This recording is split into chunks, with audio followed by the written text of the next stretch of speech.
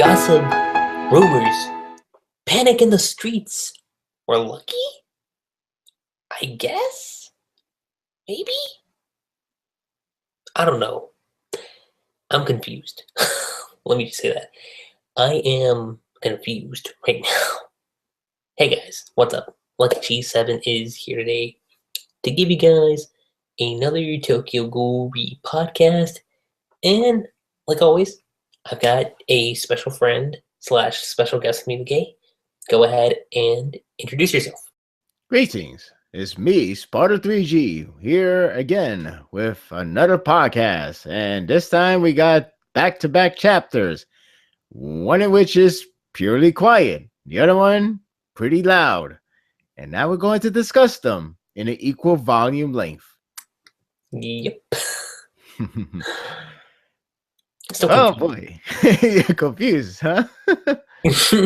Well, okay. First chapter, not confused. I'm more thrilled. Second chapter, that's where my confusion comes into. Yeah.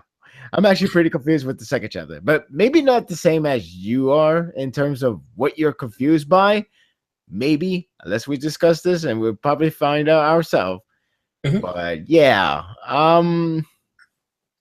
it's something else. Oh yeah, definitely. It's something else indeed. I mean, I guess the best way to explain 145 in a nutshell is Kaneki's Kagune is so out of control that it basically tears through the streets of Tokyo and basically, in a sense, becomes a kaiju or a new rift form, as I like to call it. Yeah. He's pretty much the Godzilla of the series. He's pretty much the terror that I guess we could see a new death battle. Which I'm pretty sure the 2014 Godzilla's in there going like, it's been 3 years. It took you guys 3 years to build a new villain. Yeah, unless this is supposed to be a prequel to Pacific Rim, this will be a possible sequel to Godzilla. I mean, we did have Shin Godzilla, right? So maybe Shin Godzilla 2 or something, whatever they call it, a sequel, will involve with Kaneki. That would be money right there. Well, I mean, we do know that the second Godzilla one's going to be called King of the Monsters, so... King of the Monsters versus King of... King? I mean, he has King, so One-Eyed King is perfectly... It writes itself. I don't know. It does. You think of something. It really does. But, I mean, 145 does have, like, its few bits of, like, things that's worth noting. Hide, for example. You said 145. Mm-hmm. Yeah, that one shot, but it does says a lot. It does says ironically, it does says a lot. It kind of makes you like, okay, so he's there. And I remember going like, so he's gonna do something, but that's the only thing we see of him. But at least we know he's there, and at least we know. Well, I don't know. I can't say at least we know, but it's more like a possible hint that he would do something in this arc or doing something in this finale. I guess it's hard to say. It's really hard to say. I mean, this does feel like it's like the finale volume 4 Tokyo Ghoul. So, and I mean, we are still in the beginning. That's the other important thing. Like later on in the chapter, which I think is just page 4, you see a couple bodies just like sitting by the staircase, and you see this guy with the cloak, and I'm going to assume it's Takizawa. It could be him, unless he's supposed to be with that girl, but it could be him. Mm-hmm. I think it is him. I don't know. Maybe it's funny because it's always with him that always makes you wonder if that is him. It happens in this chapter, and it will soon happen in the next chapter we've discussed. Yeah, it just looks too familiar. Yeah. And I mean, also, if you look at like the volume 3 cover, it does look pretty identical. I mean, I remember some people were like, it could be Eto, and it could. I mean, it could, but I don't think it is. Nope, I mean, not after. But it's not. I mean, what else could you say more about the chapter besides that? I mean, it's a chat. Well, you're done discussing. Well, did you want to add on anything? Well, I'm just saying this chapter is like a chapter of atmosphere. It's a chapter you can't really say like, oh, I'm gonna there's a lot to discuss in terms of like the developments or anything that's actually worth noting in terms of like, oh, this character just hinted something that could actually be a game changer down the line. But this chapter is not the case. This chapter is more of our explorations and the thrill rise, much like how you get. There are manga that has this kind of techniques that uses this technique, and I'm not talking about the ones that you see like in certain series in shonen, or like Bleach has it, Naruto has it, Fairy Tail even has one as well. But those kind of chapters are more like you see how they move, you see how the character reacts, you see their actions, their joy, their expressions. Those the type of silent chapter. In these type of chapter, however, are more of a exploration and more about like being there, like the atmosphere, being in the setting, feeling like you're in there, and you're just seeing how everything just transpires one part to the next. So this type of chapter is not essentially a bad one. It's not even a bad one. In fact, I love these type of chapters. I got these kind of when I read this type of chapter, I always feel the ride. I always feel amused by its sequences. And I know there are people that doesn't really like that. It's funny because I actually researched on like the other series when they do these silent chapter, and they always you always come across like a half split decision. One in which is like, oh, I love these type of chapter, or stuff like, oh, this is so raw emotion, and that's where the key comes in. Like you really got to make it really good.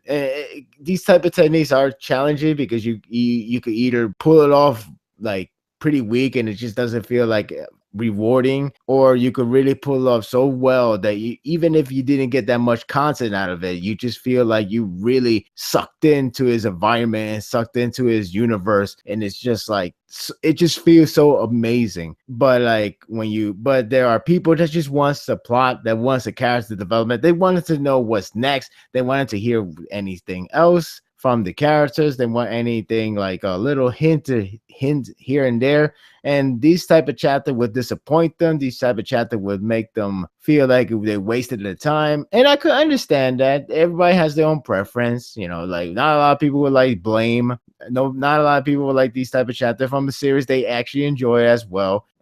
And that's fine. For me, I personally like these chapters, and I thought this chapter is one of like a really strong visual explorations, especially how like the details is so well done, and it just feels like you really witnessing the true terror, and you really buy into the fact that this moment is going to change the entire course of the series forever. Regardless that we could just end it right here. If we did the podcast just for this chapter, we would have pretty much done right here, and then we probably say like, well, that's all.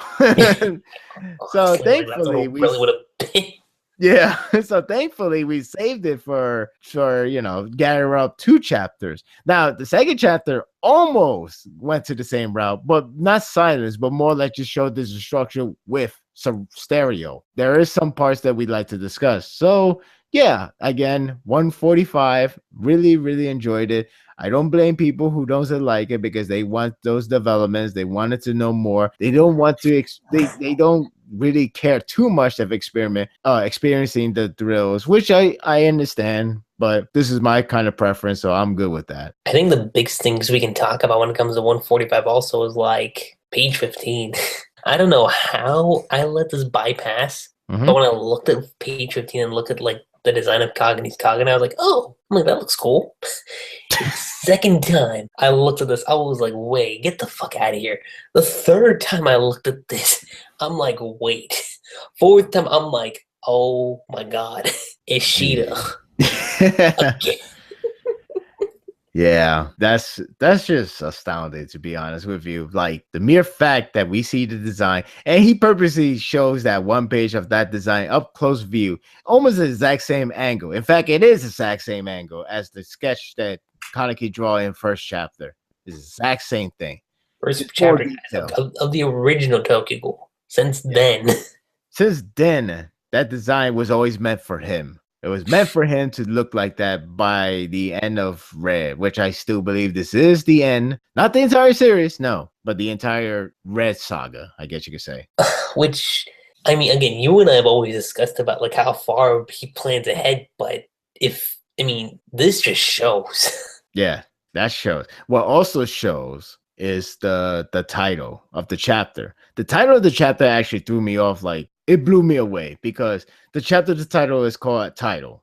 Mhm. And it took me a while, but I realized it really meant the title of the series. And and it's funny because when you look at the title of the series, it says Tokyo Ghoul. Right. Why we never have a plural version of it? It's just called Tokyo Ghoul, one individual. And they called this chapter title, which only focused on Kaneki arrival to Tokyo and start causing mayhem, killing people, causing a huge rift in the government, everything. It's because Tokyo Ghoul was reflected on him. Tokyo Ghoul is Kaneki. He is Tokyo Ghoul, which is astounding because Oh my god, yeah, you're right. exactly. It's crazy. I'm like, wait a minute. That's why they call it title. That's why they call it title. They didn't want to straight up say Tokyo Ghoul. It would have been too obvious. But much like the next chapter title, which we get to that very soon, this one really means the chapter, the series title, Tokyo Ghoul, because the whole focus, the whole premise is the idea that Kaneki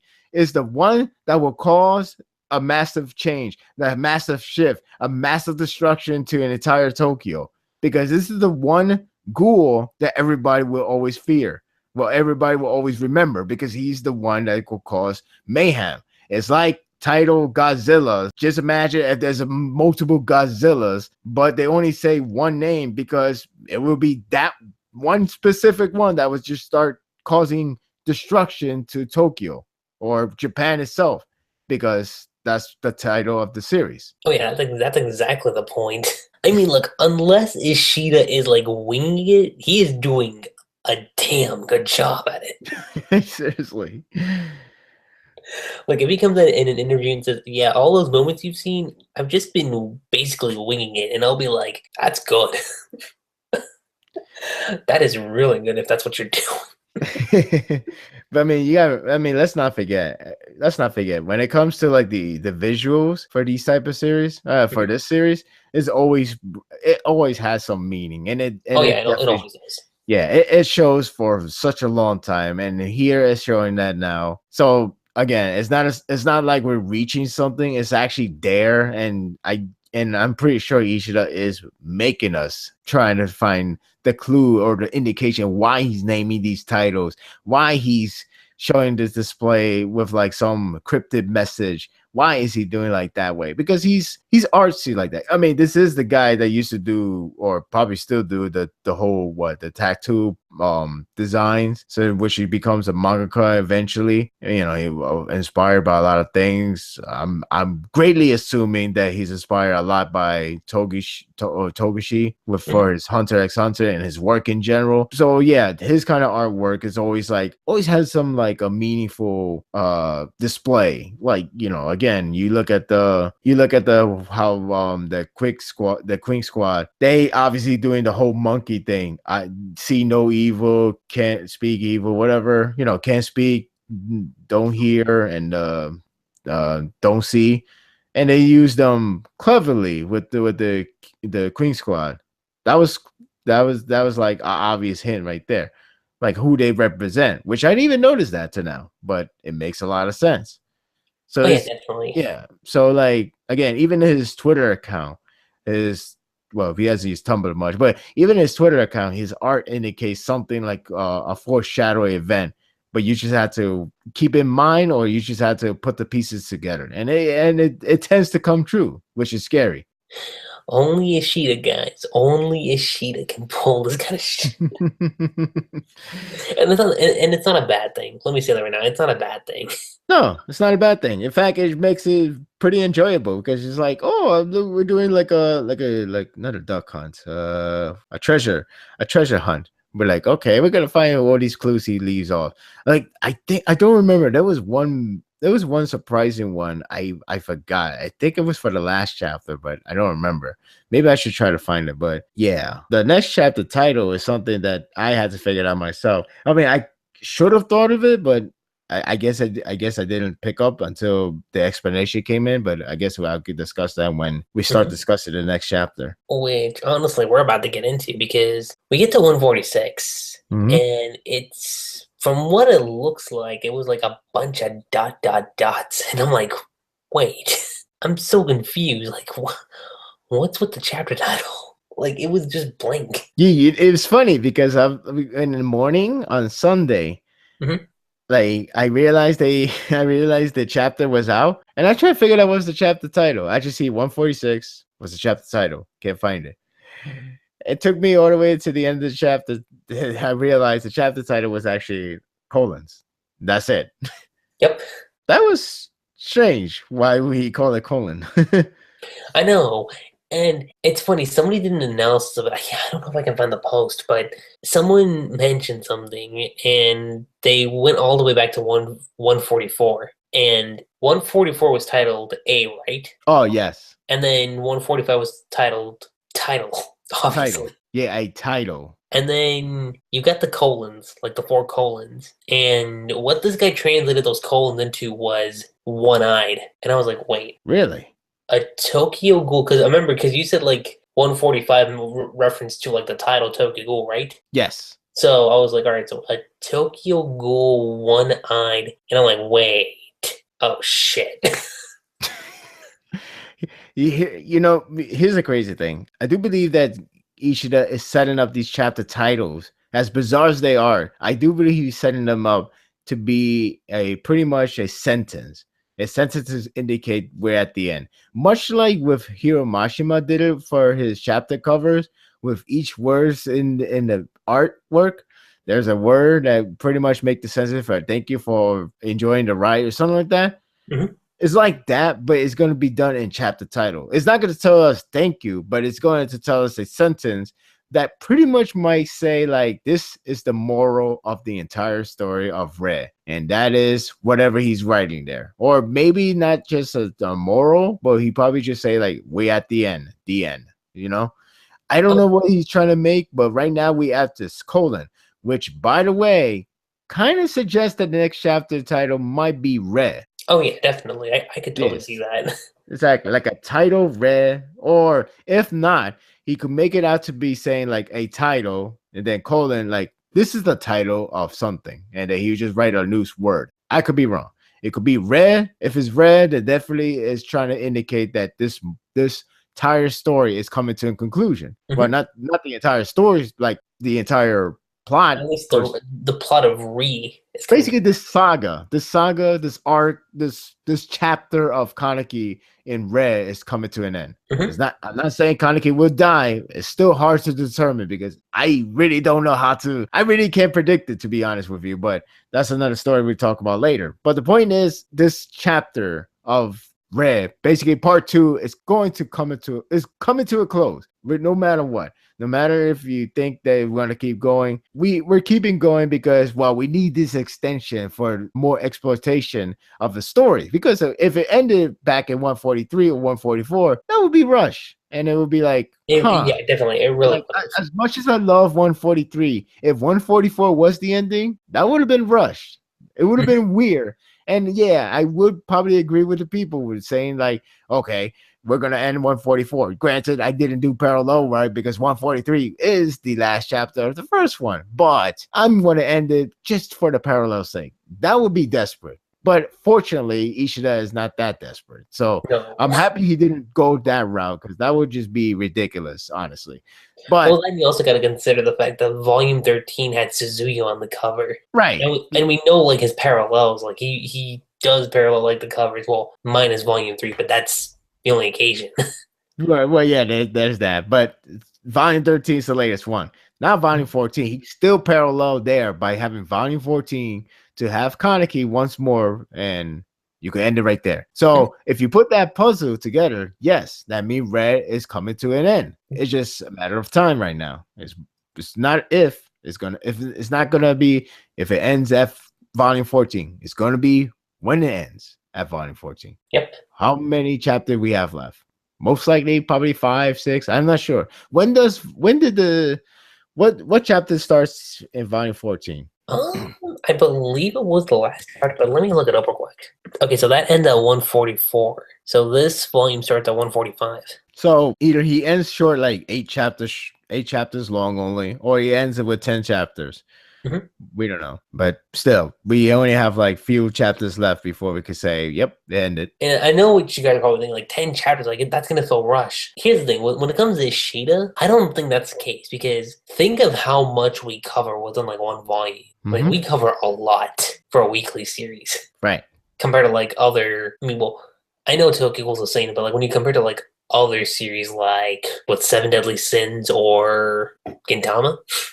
In some cases, Yeah, you can say it. I know I'm missing a couple others, but yeah. So according to this post, I'm not sure this is the right post, but this is what he explains about the colon. So Tokyo Ghoul, what can be thought about the series right now? A tragedy. Yes, indeed it is. The manga even has its protagonist turned into a giant kaiju that slaughtered many civilians. Kaneki has definitely endured hardships before, but heavy artillery fire was never one of them. Tokyo Ghoul Rev chapter 146 title colon is appropriately named as a colon is what exactly Kaneki currently resembles. The chapter continues the destruction from the last chapter. Kagune, I guess that's what they're gonna call him now, is perched at atop his skyscraper throne when suddenly he is impacted by missiles. The Japanese government sending military copters in a scene that was directly lifted from Apocalypse Now. You know, I didn't even think that, but that is true. That's a good comparison, actually. Yeah, honestly, it wouldn't surprise me that was the point of it.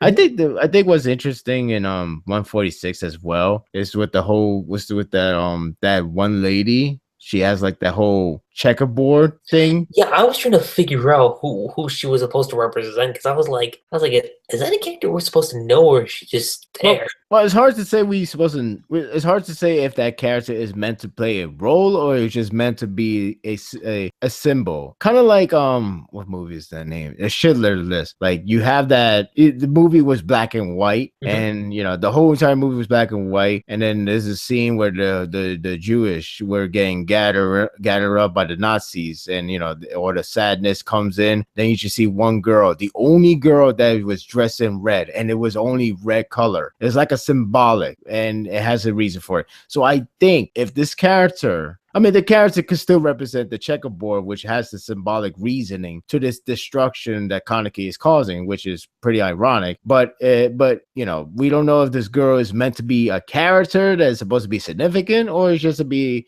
that representative of that, you know, that trait of the checkerboard. And not only that, in this chapter, there's more. This one is not raw emotions because we actually know what they're saying. We actually know where they're reacting to their emotions. And many of case, they're like trying to do their damage to destroy Kaneki, and hopefully every civilian is evacuated. So you already have that beginning with them saying that everybody should be evacuated by now. So now we should take out this monster. And then when they see that girl randomly appear, they're like, shit, I thought we would evacuate everybody. Now, if that is only the case, that's fine, because it just makes it feel authentic, the entire scenery. It just gives you the idea that even though we got a monster and everybody is trying to evacuate everybody, not everybody will expect it to be out of the building, out of the city, because it's so crucial. It's so apparent right now. It's just like, it just happened right now. You can't evacuate everybody yet. Not everybody,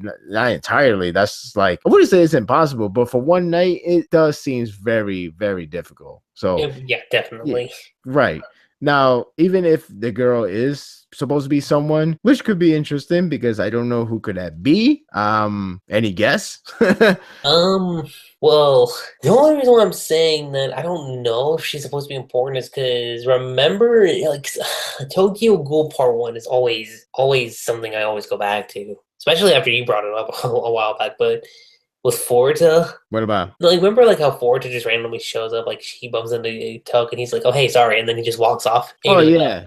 Okay, yes. And then the same thing with Hajime too. Here's my crazy prediction that I'm going to throw out there. No, okay. What if this this woman is an undercover V organization member. That would be a hell of a twist. Mm-hmm. I mean, it would make sense because one thing for certain, V organization did wanted to find a one-eyed king before this happens, which I could understand now. It makes a lot more sense why they are so determined to find a one-eyed king or to find anybody that's a one-eye, because these could cause these type of people can cause this destruction by feeding them with massive of RC cell. So that's why the V organization was so heavy, hell bent to get everyone of one-eye one-eye ghoul and kill them on the spot. That's why he was like, hey, where's your daughter? Where's your child? Because we gotta kill her. We gotta kill her now. Come on, you don't want to cause another destruction, right? Remember that destruction storyline? Yeah, you don't want that, right? Well, he didn't do that, but I do remember one of the guy was like, like grabbing shoulders, like, hey, come on, we're friends, aren't we? Can you tell me where's your daughter so we can kill her, please? I remember seeing that imagery, but yeah, like in this one, it was like, oh, what's the one-eye, which also makes sense for Furuta to try to find a one-eye king for his benefit. He's like, if I can find a one-eye king, maybe, and just maybe, I could do that whole dragon again. But if I could get him, if I could find him, which he did, of course. Mm-hmm. So it makes a lot of sense when you look everything from the past development. Now, with the whole idea with the girl being a spy from V organization, that doesn't sound far-fetched at all. Yeah. It's kind of something I thought about. I'm like, well, hold on, because I don't know. I just feel like, she could just be a random character that I should have just drew, but there's a lot of detail when it comes to this one. I know, that's true, but you never know. Like, it could be just for the atmosphere's sake, or it could just be a significant plot point. But again, it could go both ways, and I wouldn't mind either way. Of course, the latter, the whole plot point idea, will bring more interest because you'll be like wondering who exactly is that person. But again, just keep waiting and see what happens later on. Let's just see what happens. That's all I gotta say. One thing for certain, I'm curious how the hell they just managed to stop Dragon in the first place, or at least the first one. Like, all they did was just just shoot them down. Yeah, unless they. Now, granted, it doesn't look like a dragon. It really looks like a centipede, which like symbolic enough. Yeah, no, well, he's always a centipede type of creature. I guess you could say he has the dragon scales, but a centipede design. That's one way to look at it. Yeah, I think that's the approach that they were aiming for, which makes sense. All he needed was like a couple wings, and he's good. Or that breathing fire down over the city. But that ain't Godzilla theme song. He needs that theme song. That's when the CCG should be like, all right, bring in the ultimate weapon. What's that, Godzilla? It's like, you guys had this hidden the whole time. Yes. For emergencies. Some emergency this turned out to be. I'll say. Yeah, right. But to basically say what happens at least throughout the first half of the chapter, besides the little scene with the woman. So the military's there, just talking about stuff that it's headed towards the first ward, towards the fourth, and they're just trying to intercept where it's going. And these guys are bringing in tanks. Okay, these guys are bringing in tanks, and still, this thing is still going. And I'm like, yep, you guys are screwed, big time. It's like they're probably thinking, okay, I understand we can't stop Godzilla. We did this in 20 movies, way more than 20 movies, actually. And I was hoping we could actually do this right against this centipede monster-looking creature. But apparently, we still can't do shit. Nope. Sucks to be military. Yeah, right? It's always the military, no matter what it is. Yeah, at least they brought military. Happens in video games, happens in movies, happens in books too. Why do the military have to be such scapegoats? I don't know. But I think the idea is if the military can't stop it, no one can. Right? I think that's the idea that these writers always have in their mind. What is the best way to put the monster over? I know. Have a military fail with their tanks and their jets. Well, they didn't use jets. They only use copters and tanks. The next option will be obviously nuke, but we'll see what happens soon. I mean, the only time jet missiles actually worked was the 1994 Godzilla movie, and that wasn't even good. Going from that, so I mean, is it still moving around? Yeah, but it's kind of just like sitting in one spot after that. Like, more or less, like, so we see some civilians are still there, and they are horrified. That might be me putting it lightly, but they are horrified by what's happening because they're like running away and they're just like, oh my god. One of them's like calling out their mom. One screaming no no no. One screaming god. Like what do we do? Like this is it's a tragedy. Then we cut to. I want to assume like this is still like Upper Tokyo, unless we're like in the remains of what the old Tokyo was, which I think it's the old Tokyo, right? Or is this the new one? You talk about where they at right now? Yeah, like on page 9. I think that's the 24th ward. Let me just look at it though. I think it does look like the 24th ward. Yeah. Hold on. It's funny because I was confused, or more like people were confused. Because people insinuated that this might be the inside dragon, like people got eaten up. Which, if that is, then whew. I think the reason why people thought that is because you have like eyeballs, the Kagune, a giant one, and most importantly, the clones of Kaneki, which That's is actually a pretty good point. Yeah, I understand that, but I do think this is the 24 ward that we were that once was a setting, but now is all shit. It's all like went to inside shit. of Kaneki. Not inside. No, it's not. It's not inside of Kaneki. I just think this is 24 ward, but now in all of its destruction of this more destructive than ever, much destroyed than ever. I guess. Like in ruins, pretty much. Yeah, pretty much. Yeah, it's in ruins. It's like Fallout without the nuke happen. It's like Fallout right now. And yeah, I don't know who's that guy. My assumption was Takizawa, but it could be anyone at this point. Some says Hinami, which I don't know. Which you gotta remind me, which leg got cut off again? For Hinami? Was it left or right leg? I check back on the chapter, but I think it was the left right leg. Was it her left or her right? Well, actually, her left. Might be her left. I think it's her left. I don't know. It was a while ago, but I'm assuming it's left. I mean, well, I'm also trying to just like analyze the hair real quick. And I mean, given its design, because it's got this weird hood-like thing on the back. Right. And the only one I could kind of associate that with was Takizawa, but I don't know. Could go either way. Could go either way. But the point is, it's not looking good. It's actually pretty depressing. Yeah, right? Yeah. And that would just set the tone from this point forward because everything else is like seriously depressing. Yeah, right. And then we get to some. I mean, I'm not gonna say that the whole chapter was silent because we did get some stuff from like military stuff, stuff we've usually seen. But then we get to Florida, and this dude, from what it looks like, has accepted defeat. Like, yeah, I fucked up, straight up. He's like, yep, I fucked up. Sorry. I think it's an act, though. Oh, so that's what you think too. Mm-hmm. Okay, it's strange because a lot of people legitimately fall for it. Well, not fall for it, but more like buy into it. And honestly, it's weird because on one hand, I buy into it as well, but at the exact same time, I don't.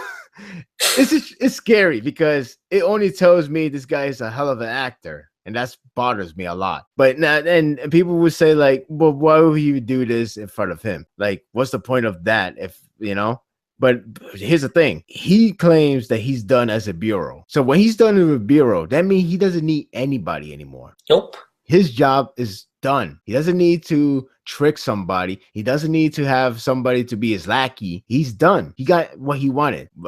Granted, it was way more than he expected because shit. But not everything goes to accordingly. But the point is, he got what he wanted in terms of igniting the fire, and the fire is dragon. So with that in mind, like, is there a reason to like go LOLing, I guess? I don't know why I said that. Basically trolling everybody. I mean, like, he could do that, but that was not the I guess you could say he was going with the flow. The flow right here is all about depression because everybody's at their whim. They're seeing destruction. They're seeing people losing lives even more than ever. The fact that Kaneki is killing everybody is unnerving because like we was hoping he would stick to his protocol even though we want him to be badass, and I said this many times, but the fact he kills civilians, it's like no point of return. No, and I mean, look, even if he gets conscious again, like Kaneki's gonna have to go into hiding. Even then, Even more so than ever. mm-hmm. More so than ever. And the worst part is, well, it depends on his attitude, which that's the most interesting part right now, really. If he lives. Right now, again, people, you have to realize, like Kaneki is still technically knocked out. This is his Kagune doing most of the work. Pretty much, yeah. Yeah, that's the thing. You know, Kagune in a way has his own mindset as well. Mm-hmm. So because like you gotta remember Kagaja. When Kagaja happens, guess what happens to the user? They go out of control because Kagune is rampage. The RC cell is too much for them to handle. That's the reason why cannibalism is bad.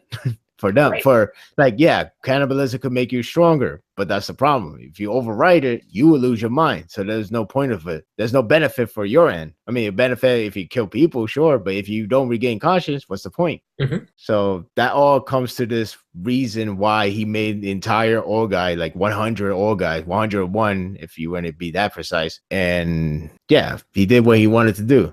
Now, again, now that he's done with everything, he doesn't need anybody anymore. So the only thing Udi could say is like, you know, talking about like, I see this and what I see is destruction. So even though I'd never really believe in your attention, I just did it because I wanted to get some hope. I was clinging on something. I didn't have anything to cling on, and I just need that something to grasp. And even if it's like cause more destruction than I can bargain for, that's usually, like you said, this is way beyond anybody's understanding. And now we're pretty much paying that whole price. And it sucks because it really sucks because, you know, again, Furita, he's pretty much saying like, hey, I did this based on the fairy tale because there was this fairy tale, which is interesting because it could add a lot to the lore because apparently, well, I don't know if I read. You actually kind of called, if I remember correctly, because I remember you mentioned that like maybe Furita knew something about like the One-Eyed King, which actually ends up being the case. Yeah, the strange part that I'm trying to see if I got it right, but it made it sound like the first One-Eyed King pretty much made humans into ghouls, which could try to find the right word. Which could suggest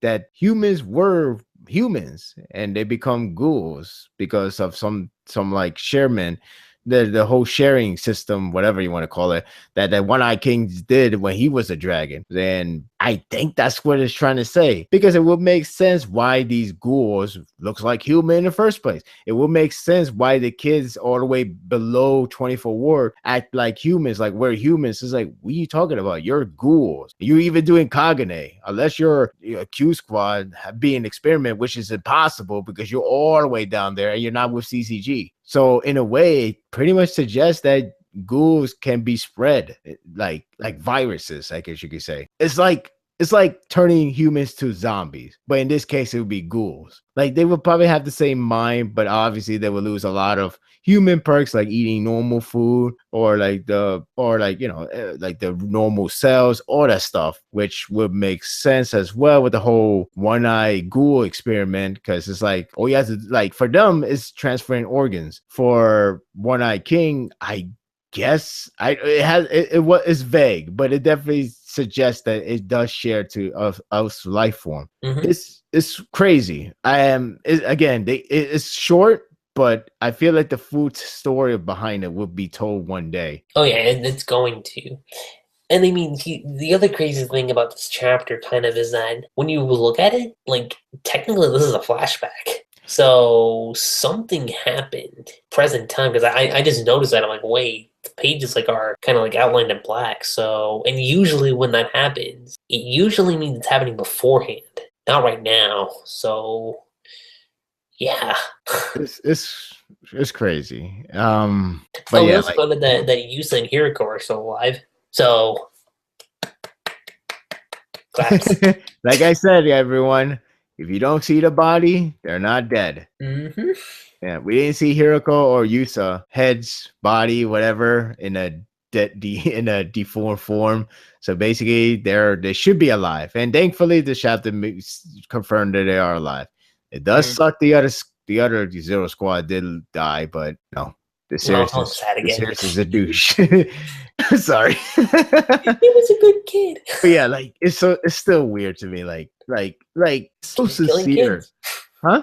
I said kids killing kids. Well, yeah, I know. No, but I'm just saying, like, it's so weird just seeing Furuta, which is amazing because you actually see Furuta still recovering after getting bitten off by Kaneki's Kagune. You could tell from like in a one panel, you can see like the veins is still pretty much recovering his body. Oh yeah, Yeah, definitely. he's still like damaged and everything, which is actually pretty neat detail. Instead of like I recovered super clean, like you didn't have that like according to the Almaki, he has the special lotion that looks firm or something like that. But not in this case. And realistically, he was still recovering, which is pretty amazing because that should have been a red flag for Udi to notice that he was working with a ghoul, technically speaking. Right. But I guess he no longer cares because again, he now knows that regardless if they were brought back to life, they would just be a ghoul, if not a mindless monster. So it's like a lose-lose situation for on his end. Definitely. Because he still hates ghoul. And this very moment makes him pretty much stay hating on ghouls for the rest of his life, unless Hiroko would change his mind. Because to me, I think this is the perfect time for Hiroko to tell him why he betrayed and joined with Kaneki and Goat. Why Arima set this up? This would be the perfect time. Oh, definitely. It really yeah. would be, because when you also consider like where they've been, like it's now or never. Exactly. And like pretty much, by the end of the chapter, they pretty much saying, well, our death flags has been risen. It's time to pick the one who to die. So, which is scaring me, but yeah. It's like, it's been an honor, guys. Oh boy, I don't like this. I'm not ready for that. Yeah, same here. Then again, I'm never ready for that when it comes to this. It's only this. Well, okay, no, there's Attack on Titan too, but Attack on Titan's like, well, recently been playing a little safe, but well, for now, we yeah, are in the development route. Once we get to the action, oh boy. Oh yeah, thanks for reminding me about that. Now I have 2 series of Well, it's pretty much the same case with Tokyo Ghoul. When we was in the development with like 135 and up, well, not 135, 132 and up, it was like normal, all peaceful, marriage, funny scenes, love scenes, blah blah blah. Then once the raid begins, all hell breaks loose. It's like, release the Titan. It's like, oh no, not Titan, Kraken. Kraken, release the Kraken. I don't know how I butchered that, but but interestingly enough, I believe Hiroko brought up like the whole aspect of like, no, not Hiroko, but what's it called? No, like Uri mentioned something along the lines of like the world that Arima wished for, like how that's where they're headed. Oh wait, we're skipping one very very. Oh, we are. Yeah, we're skipping one key feature, which I believe is a major indication of his motivation. Oh, are we talking about the fact that Ford has said that he's no longer the bureau chief? Not that, but before that, right before that one. Before that one. Okay, let me check. You want me to talk about it? Go for it. All right. The main thing that really caught my attention the most out of all the whole Furuta talking with Uri is when Furuta asks him, why is it that Hiroko and Yusa are still alive? And if I recall correctly, you guys are enemies. So what's the story behind that? And this is very interesting. This is very interesting because a lot of people wonder what is the idea of Furuta making dragon. And even though it was never said or it was never hinted, I mean, it was hinted only because you were trying to put the pieces together from his word to Eto. And that is the fact that he wants super peace, whatever that means. But the cost of it is obviously significant, way too significant. But in an ironic twist, it does favor Eto because Eto does want to destroy the world as much as he can for a factory reset, pretty much. So in other words, Kaneki did a favor for her too.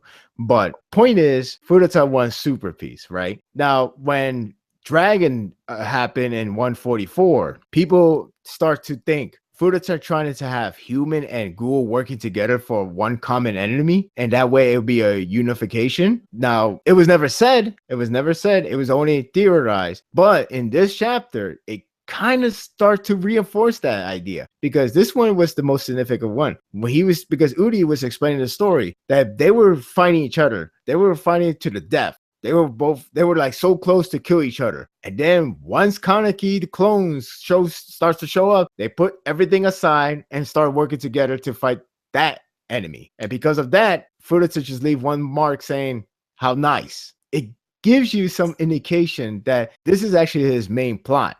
Maybe.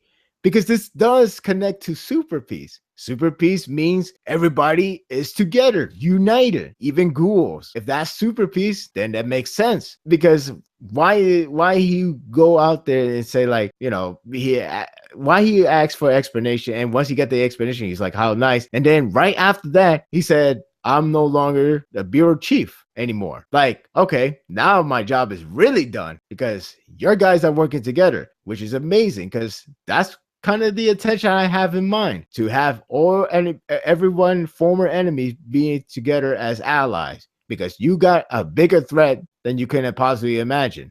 You know, that's actually a pretty good point. It's like I said, like many people had theorized, like perhaps the idea of Dragon is to unite everyone, ghoul and human. And the fact that he got a brief what you call it? He got Exhibit A. Exhibit A is Uri, Hiroko, and Yusa stopped fighting together because they were enemies. They were just enemies. They were about to kill each other. They were. But they stopped. And now all of a sudden they're brothers because they fighting a common enemy. It's like, oh, look at that. My experiment is working. So if you start seeing everybody working together in the next couple of chapters, that means you know that Forward's plan actually came to fruition. And it shows here with Hiroko and Ui. Exactly. Now, like, again, just the fact that he announced that he's no longer bureau chief, that means he did everything he wants to do. Great Dragon. Now, the result, I don't know what he wants result. Again, the indication of the enemy becomes friends. The enemy of my enemy is my friend. If that's the idea, is working. And we don't know if it goes that far, but if it does, he definitely got his result. Despite the fact that the structure is way over his league, if it works that way, at least he got something out of it. Well, the other thing is, what's Forta gonna do after this? That's a major question too. In fact, I don't even know what CCG will be like now after this either, because he's a bureau chief. Who's gonna take in charge now? Yeah, like the second he steps up the guard, so who's gonna take over? And I remember I mentioned it, like, I believe the week before last when we did the previous podcast, but I did say Hide could be a good potential. If not Hide, then maybe Uri, one of those two. It could be Uri if he survived from this right now. Which right now Uri, Hide's fine for the most part from what we've seen. Yeah, unless he show his face and then die for real, then we're screwed. Oh my god. I do think if Hide does take part in this arc, which still has time right now, or he would save for part 3. If he does do it, if he does take part in this event, then I believe that we're gonna see his face. I think we're going to. Like, I think he's gonna play some role within this volume anyway, because it's kind of like, why would you just show Hide like in like one panel and just completely ignore for like, you know, the rest of the volume? So right, that's true. I get that feeling that he's gonna show up again. I don't know if it's gonna be next chapter, but I do get the sense that he'll probably show up. We still have time, so he can show up at any time. We got like probably 7 chapters. Yeah, we're still in the beginning of the volume, so we got a lot of time left. But yeah. I mean, again, could Forta be bluffing about the fact? Okay, well, bluffing about, like, you know, his apology and everything. Sure, him bluffing about the fact that he doesn't need to be bureau chief anymore. I can actually buy that, because it kind of like what Sparda said. It shows that it's not important to him anymore, because like he got everything done. Right. So like again, he just breaking off packs from everybody he was with. Well, pretty much the last one left was Udi. He's pretty much breaking off because, you know, what's the use? There's no use of him anymore. Well, so if he dies. Question: what's going to happen with his partnership with Kano? That part is interesting as well. In fact, I don't even know it's funny because I always say, like, I always said to myself, look, if Red is going to be the final part and wants to solve every plot point, all he had to do is all Ishida has to do is have a chapter that somehow Dragon reaches to every location or every place, V organization, Kanu, clowns, everywhere, and kill them in one sweep. And then there you go. Now we just have to take care of Kaneki. And then we got the ending. But that sounds like a cancellation. And trust me, I have seen a lot of cancellation that actually does this kind of route that just take care of every plot point, no demand in a matter of seconds. It's funny yet sad at the same time. Yeah, right. Yeah, but I don't. That's not going to happen. Trust me, guys. It's No, not. it's going to. But I do think the character that didn't show up in this arc as of yet, I think those characters are not going to show up until pretty much the end of Red. Mm-hmm. Like, I think Kanu is, unfortunately, will be alive for another day. The only question Somebody's is, not thrilled about that. yeah, the only question is what he's gonna do now. I do believe he is going to gain more knowledge from Kaneki's dragon clones and all that stuff. So that's gonna help him a lot more, even because we still don't know what kind of resources he gathered up the last time with Kimi doing the gathering. Yeah, that's the thing. Like Kimi, well, It's like, what exactly did she got for him? Like, yeah, like we still don't know why she's there. That too. Um, There's a lot of plot points that obviously is not going to be left off one forever. could say that Kano could. I don't know if I could say it's an irony, but like you could say Kano was the one that did save Kaneki in chapter 1, so maybe he could find a way to reverse the Kagune in some ways. I don't know. It's strange because like Kano knows so much from every experiment, so it's like whatever you think is so simple and straightforward, he might end up bending that rule, and they're like, oh, it does work, Because again, he did like one like the whole one-eye ghoul thing. That's like first thing. Then he starts evolving because he gets gather up bodies, he gather up the how they work. Then he knows how to use the Q squad, somehow revives them. Whatever resources he gathered from the last time. And now with this one, it's probably going to help even more so for whatever reason. But the only question is what he's going to do now. He's going to stay at CCG. Would he even keep him at CCG? That's a good question. Mm-hmm. That's a very good question. Yeah. Not to mention, they still have Rize, so there's that too. Rize, Kuzan. Well, whatever Kuzan's at, but yeah. There's a shit ton of people. I still think in some way we're probably going to get Eto. I don't know when, but sometime within this volume is what I'm thinking. You think we still see Eto before the end of Red? It's a possibility. I just don't know if I'm 100% on it. Like, if I had to play a percentage game right now on what I think the chances are for Eto to show before the ending, I would say probably 55%. That's my probable guess. What about you? I would say we see her at the end of the series, last chapter. Be like, oh, she is alive, but what's she gonna do now? Yeah, right. You got that going on basically with Ford, unless we got and unless I'm skipping something else, but we get Ui's talking to the hero, like what's up now, and then he's telling him you probably need someone to watch your back. So, and then he looks over at you, said like Take, like the world Arima wished for, like that's where we're headed, right? Aren't we? And then I kind of left myself thinking about that for a moment as like the world that Arima wished for, and I'm like, wow, like in a way, is it true? Sure. Well, you gotta remember one thing, which is kind of eerie to remember one thing too. What's up?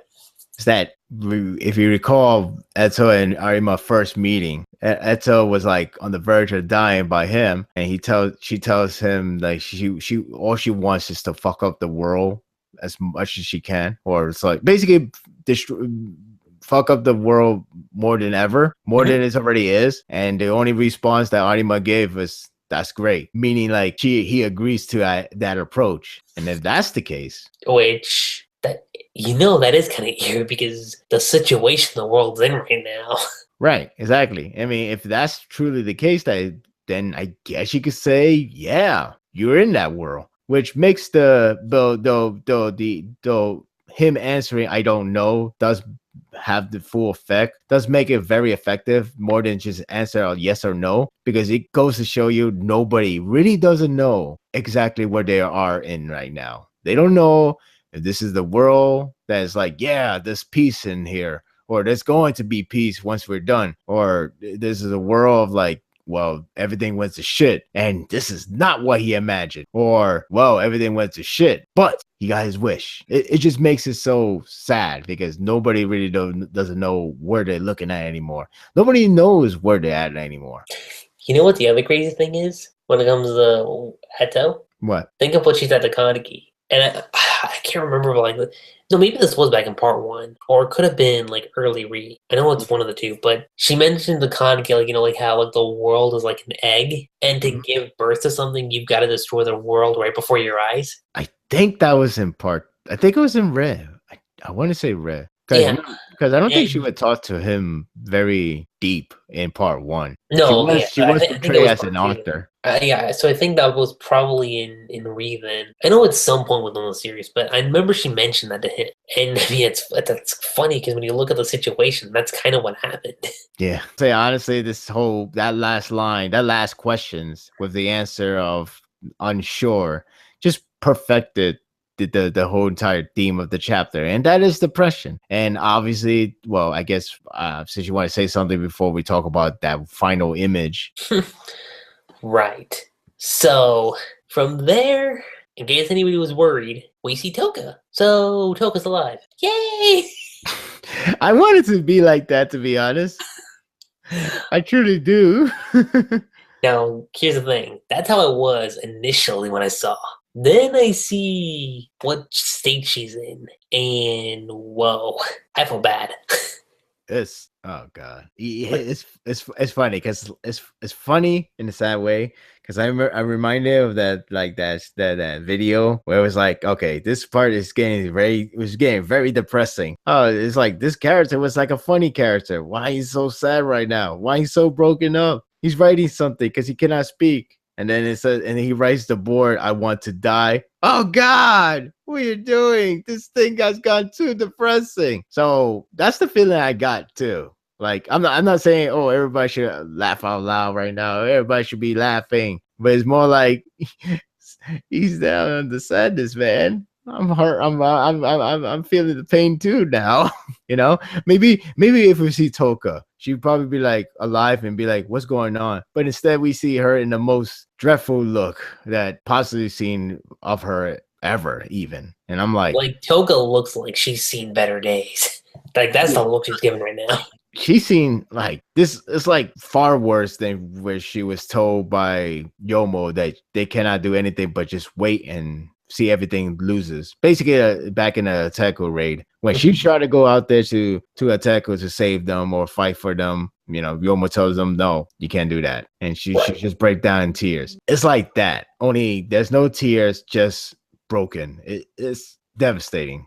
And I mean, if you look at next, if you like look at the page, like there's an egg and there's like yolk coming out of it, and I'm gonna assume that's like one of the Kaneki clones. So yeah. And I mean, the funny thing is, like, the chapter ends with, like, the little editor's note saying, at the very least, I'd like to see it come true. So that's where the chapter ends. And honestly, guys, your guess is as good as mine as for, like, what could happen next. Because there's a lot that could happen. Again, no whereabouts on Amon, no whereabouts on Akira. Hide we get a little bit, so we know he's gonna plan on doing something. Then you got, I'm gonna assume Takizawa, and Hiriko and Yusa and Ui, and then possibly Uri and Marude. Well, I want to say more so Uri and Psycho, but yeah, a lot of characters. Yeah. A lot of characters. Now, one could also say that seeing this final panel with Toka, maybe that could indicate that she could be the one that brings Kaneki back to his senses. And I mean, it's possible. It's definitely possible. Like, she could probably be the one that helps him like regain conscience and, you know, kind of help. Well, yeah, I don't know if I can say like help him gain his humanity back, but definitely like, yeah, basically what I just said. Like, help him like regain his senses. And I don't know how once that happens, how Kaneki's gonna deal with whatever his Kagune's doing, because I'm pretty sure the second he looks, it's gonna be like, damn, like what do I do next? You know? You know, I wish it would be that simple. I'm not gonna hold too much on it because I feel like maybe that would happen, but I think there would be a price to pay, and it won't be just Kaneki. Like it all depends how sane he is right now. Like Right. regardless of the Kagune is doing the work, you know, like everything is on the line. Like it's scary because like if she were to go by herself, who knows what will happen next? You know, Exactly.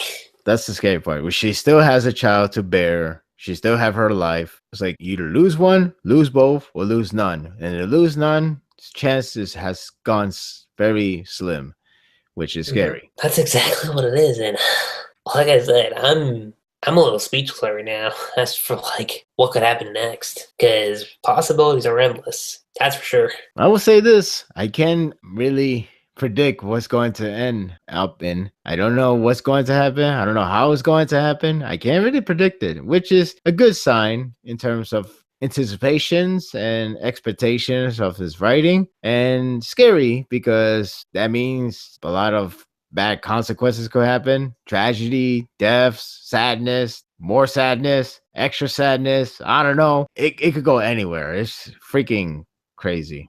It really is, dude. Yeah. It really is. This is the one time I really could not predict how it's going to end. Yeah, and I know, and usually you and I are usually like, well, we could see a couple things going here and there, which we kind of did, but most of the time we usually give like our concrete answers on like what could probably happen. Right now, that's not the case. That's definitely not the case. And I mean, honestly, like I said, all I can say is just wait and see what happens. That's it. All I know is Toka is going to have an importance, and we're just going to have to wait and see what happens in the next chapter. That's it. Mhm. So, aside from that, guys, I think that's pretty much it when it comes to this podcast.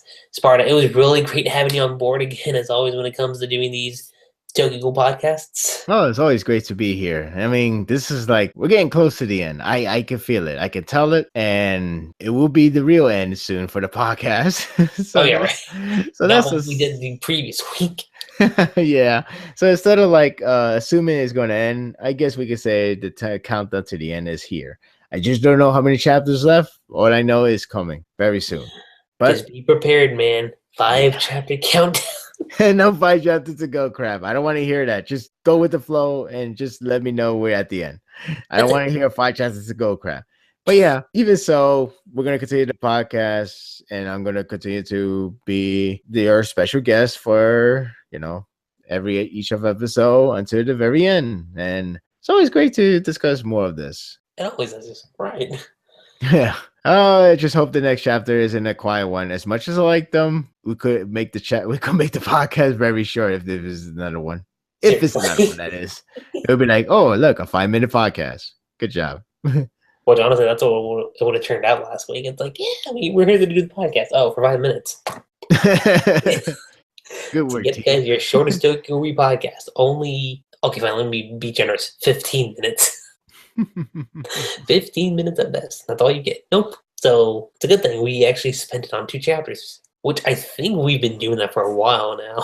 Like I said, guys, that's pretty much it when it comes to this Tokyo Ghoul podcast. I'm LuckyG7. Sparda3g. And we'll catch you guys next time. Peace.